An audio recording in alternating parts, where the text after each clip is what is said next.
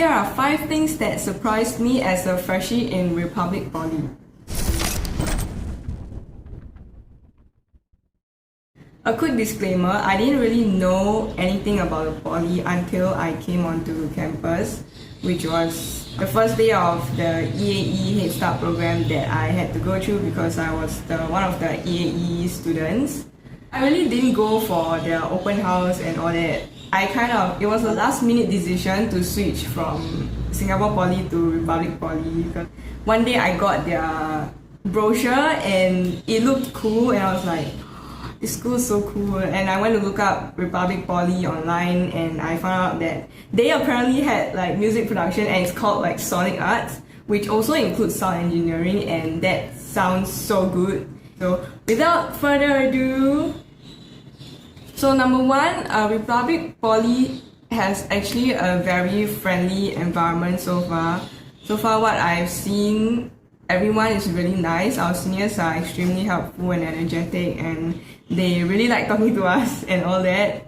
And my classmates are absolutely lovely. They're so nice, they're so cooperative and all that.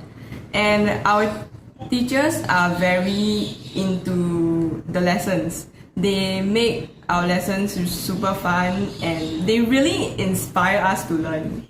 So secondly, Republic Poly actually has a building dedicated to entrepreneurship. It's open to all students regardless of course or year or whatever, and also open to alumni. The alumni can come back to work on their business. They have like a special place for that. And one of our lecturers has told us that Republic Poly has produced successful business people.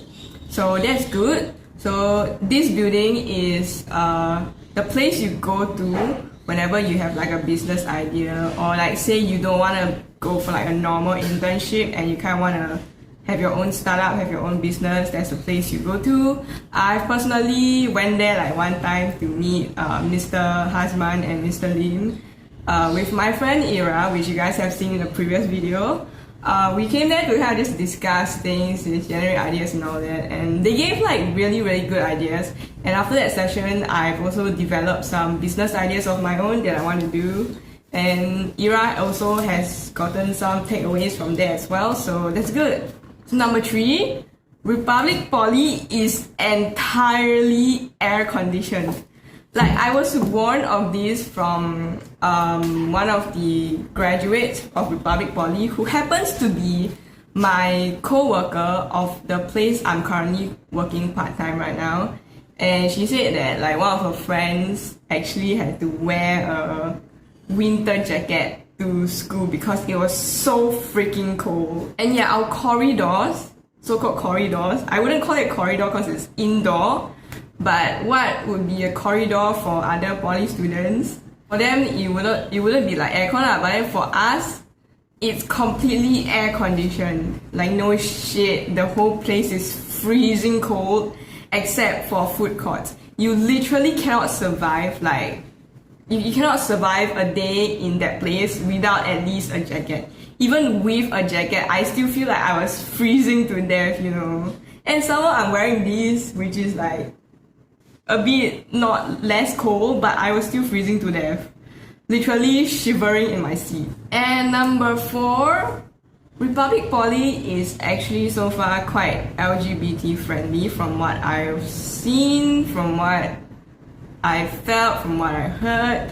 Most people would use your preferred names if you make it sort of like the norm to use your preferred name. Say if you like introduce yourself as like your preferred name, then people will use it, you know? And our group leaders for the welcome program, which is our seniors, they also said like if you have like any nickname you want us to call you and all that, you can just let them know. So that's what I did, and they were super friendly about it. And then there's this one group leader. I've mentioned her in like my previous video, not like say mention, but like pointed out. She noticed like through following my Instagram account that I had like pronouns and names, and she was really apologetic about using my date name on the first day and all that.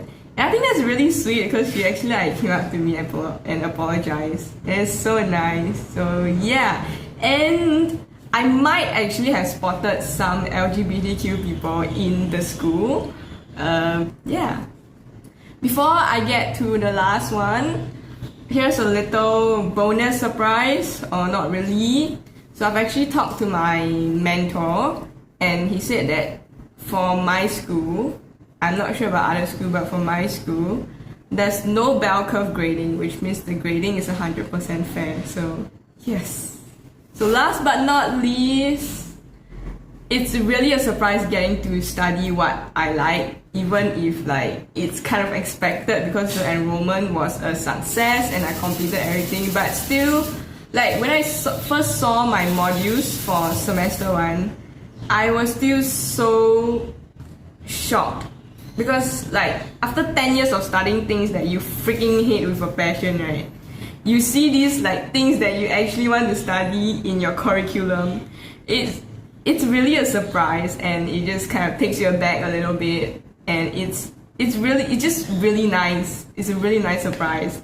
So all in all, RP is my dream school, kind of. It's where I prefer to be out of all the polys, out of everything I've heard so far from my friends in Temasek Poly, my friend in Neon Poly.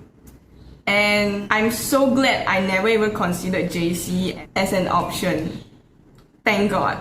I wouldn't have survived even a day in JC, I swear to God.